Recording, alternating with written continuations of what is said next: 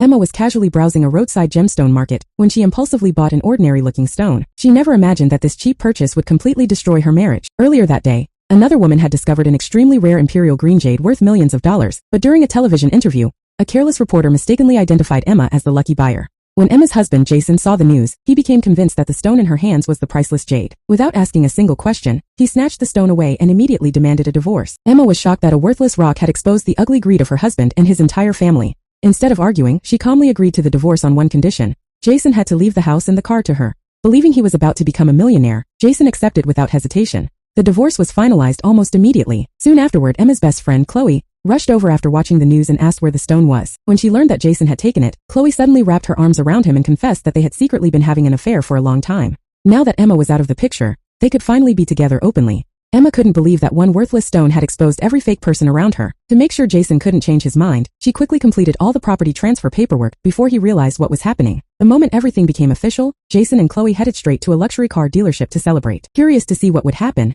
Emma quietly followed them. Seeing Jason acting like a wealthy businessman, the sales staff immediately introduced him to a luxury sports car worth over $1 million. Emma kindly warned him to think carefully because canceling the purchase after signing the contract would require paying a 50% penalty. Jason laughed at her warning. He proudly claimed he was holding a jade stone worth $20 million, and that losing $50,000 meant nothing to him. Meanwhile, Jason's mother noticed a decorative gold ornament displayed inside the showroom. Out of curiosity, she pulled it down, accidentally damaging it. The salesperson was furious and demanded compensation. Instead of apologizing, Jason slapped the salesperson across the face. The manager rushed over and explained that the damaged ornament was worth hundreds of thousands of dollars. Unless Jason paid for it, nobody in his family would be allowed to leave. Everyone suddenly panicked because they hadn't sold the stone yet and had almost no money. Chloe quickly offered her life savings to cover the damage after Jason promised he would repay her 10 times the amount once the jade was sold. Feeling confident again, Jason jumped into the luxury car before anyone could stop him and sped toward the exit. Seconds later, a deafening crash echoed through the dealership. Jason had slammed directly into another luxury vehicle parked outside. The owner stepped out calmly. It was the infamous underworld boss, Victor.